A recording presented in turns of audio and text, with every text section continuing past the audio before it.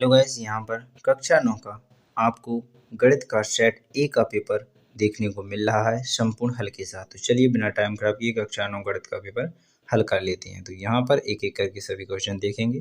तो पहले क्वेश्चन में एक परिमेय तथा एक अपरिमेय संख्या का योगफल या अंतर सदैव एक संख्या होगी। तो यहाँ पर क्या होगी? अपरिमेय परिमेय तो हमेशा अपरिमेय संख्या होगी, तो इसका राइट आंसर अपर में हो जाएगा। इसी क्रम में क्वेश्चन आंसर आप दूसरा देखेंगे। क्वेश्चन नंबर 2 में लिखा हुआ है 3 प्लस अंडर रूट 3 कोष्ठक के अंदर और फिर कोष्ठक के अंदर 3 माइनस 3 का मान होगा। तो यहाँ पर इसका भी आपका राइट आंसर 3 और 3 एक में प्लस में 9 और 1 माइनस 3 अर्थात 6 इसका राइट आंसर हो जाएगा। इसी क्रम में अब आप क्वेश्चन नंबर देखेंगे अगला अर्थात तीसरा, निम्नलिखित में से में बहुपद नहीं है। तो यहाँ पर कौन सा है जो बहुपद नहीं है? तो आपको बताया गया था x की संख्या अगर बटे में लिखी है या फिर x पे अंडर रूट लगा है तो वो संख्या बहुपद नहीं होती। तो ऑप्शन नंबर 20 का राइट आंसर हो जाएगा। इस प्रकार आपने क्वेश्चन 3 कंप्लीट कर लिए। अब देखेंगे क्वेश्चन नंबर 4 पर, बहुपद एक्स स्क्वायर प्लस 3x की घात 4 प्लस x माइनस 4x की घात 3 प्लस 7 की घात है। तो यहाँ पर आपको क्वेश्चन आंसर सबसे बड़ी घात पूछी जाती है तो सबसे बड़ी घात 4 होती है, तो यही आपका राइट आंसर 4 हो जाएगा। क्वेश्चन आंसर 5 का अंडर रूट 5 का दशमलव प्रसार है। तो इसका 5 का आपका दशमलव प्रसार शांत होता है, आप सभी जानते हैं, क्योंकि आप 5 को अंडर रूट में लेंगे तो इसका परिसर शांत ही होता है। यह अपरिमेय संख्या है अर्थात अशांत आवृत्ति होनी चाहिए। ठीक है, तो इस प्रकार आप कोई भी आंसर देख सकते हैं। तो आशा करूंगा आपको यह क्वेश्चन समझ में आ चुका होगा। तो इसे आप अशांत आवृत्ति लिख सकते हैं। आगे मैं आपको आंसर भी अच्छी तरह से बताऊंगा। इसके बाद रखा है समीकरण y बराबर 3x प्लस 5 का। तो यहाँ पर क्या होता है ऐसा? एक केवल दो हल, केवल अद्वितीय हल, उपयुक्त में अनेक हल, कोई हल नहीं। तो इसी प्रकार आप इसको अच्छी तरह से देखेंगे तो आपको समझ में आ जाएगा। ठीक है, तो यहाँ पर सभी क्वेश्चन के आंसर आपको प्रोवाइड किए जा रहे हैं। मैं देखता हूँ आगे। हाँ, तो यहाँ से क्वेश्चन नंबर 6 से आपके आंसर प्रोवाइड किए जाएंगे। तो यहाँ पर जो ऑब्जेक्टिव क्वेश्चन है वो आप यहाँ पर अच्छी तरह से देखते चलिएगा। ठीक है, तो यहाँ पर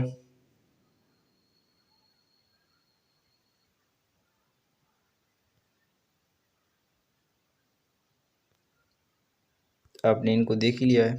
इसके बाद अगला क्वेश्चन ये रहा, रिक्त स्थानों की पूर्ति कीजिए। यहाँ पर रिक्त यानी खाली स्थान होंगे, तो इन खाली स्थानों को भी अच्छी तरह से देखिएगा। इसके बाद आपके शत होंगे,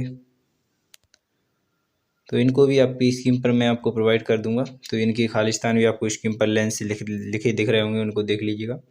इसके बाद आता है क्वेश्चन नंबर 3 का भी। तो इनकी स्क्रीन पर आपको शत दिख रहे होंगे, इनको आप अच्छी तरह से नोट कर लीजिएगा और इसी प्रकार लिख लीजिएगा। चलिए क्वेश्चन नंबर 4 देखेंगे। तो 4 में भी जोड़ियाँ आपको नियम से मिली हुई दिख रही होंगी स्क्रीन पर, तो उनको मिला लीजिएगा। चलिए इसके बाद देखते हैं क्वेश्चन नंबर 5।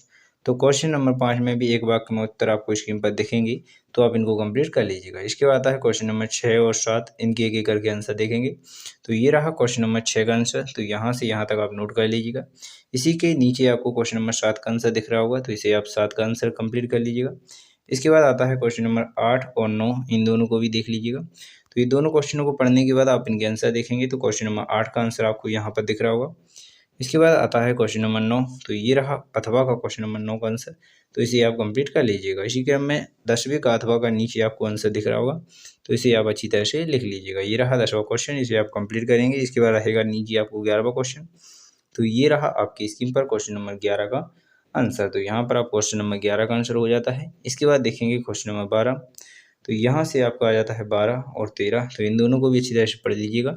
इनके आंसर आपको स्क्रीन पर आगे मिल जाएंगे। तो यहाँ पर कक्षा 12, यहाँ पर आपको 12 का और यहाँ पर अथवा का आंसर दिख रहा होगा, तो इन दोनों को में से कोई भी कर सकते हैं। इसके बाद आता है क्वेश्चन नंबर 13 का आंसर, तो यहाँ पर स्क्रीन पर आपको क्वेश्चन नंबर 13 का भी आंसर दिख रहा होगा। इसके बाद मैं आगे देखूंगा, तो यहाँ पर 13 के बाद 14वां क्वेश्चन आपकी स्क्रीन पर दिख रहा होगा, इसका आंसर भी आपको स्क्रीन पर दिख गया होगा।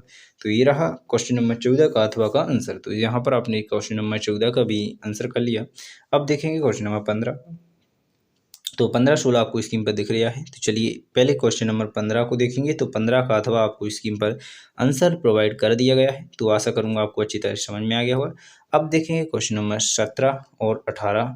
तो यहाँ पर स्क्रीन पर आपको दिख रहे होंगे। तो इसके प्रकार क्वेश्चन नंबर पहले आप 16 का आंसर करेंगे। तो ये रहा आपकी स्क्रीन पर क्वेश्चन नंबर 16 का आंसर। यहाँ पर यही पूछा गया था 16 में व्याकरण वाला। तो यहाँ पर आपने देखी होगा, हाँ यही पूछा गया था। तो इस प्रकार आपने क्वेश्चन नंबर 16 कंप्लीट कर लिया। इसके बाद देखेंगे क्वेश्चन नंबर 17 आपकी स्क्रीन पर यहाँ पर ये रहा अथवा। तो ये आपका 17वां आंसर हो जाएगा। इसके बाद देखेंगे क्वेश्चन नंबर 18। तो यहाँ पर 18 के बाद अथवा 18 का अथवा है, यहाँ पर 19 भी है। तो इन दोनों का आंसर देखेंगे तो क्वेश्चन नंबर 18 का आंसर इस प्रकार आपको कंप्लीट हो जाता है। इसके बाद देखेंगे क्वेश्चन नंबर 19 का अथवा और 20 21। तो यहाँ पर आपका क्वेश्चन नंबर 19 का कंप्लीट हो जाता है। 21 क्षेत्रफल वाला अर्धगोला को किस में दिया गया था। तो यहाँ पर अर्धगोला का आपसे पूछा गया था 17 का अथवा में। तो 17 का अथवा हो जाएगा।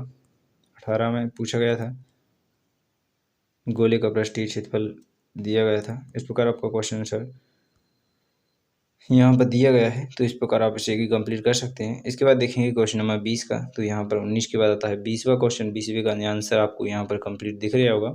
इसके बाद 20 के बाद आपका आगे का क्वेश्चन 22वां यहाँ पर दिया गया है और यहाँ पर 21 का आंसर आपको यहाँ पर स्क्रीन पर दिख रहा होगा। तो इसे भी आप अच्छी तरह से कंप्लीट कर लीजिएगा।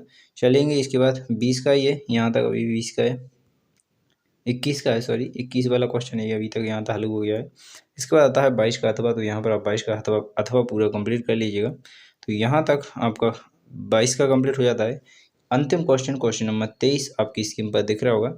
चलिए इसका भी आंसर देख ही लेते हैं। तो ये रहा क्वेश्चन नंबर 23 का आंसर और इसी क्रम में आपका संपूर्ण पेपर कंप्लीट हो जाता है। आशा करूँगा यह पेपर आपको अच्छी तरह समझ में आ गया होगा। तो मैंने पूरा ही पेपर एक ही वीडियो अपलोड कर दिया, इसलिए आप अच्छी तरह समझ लीजिएगा। बिना टाइम खराब किए अगली वीडियो मिलेंगे। भारत माता की जय। जय हिंद, जय भारत, जय हिंद।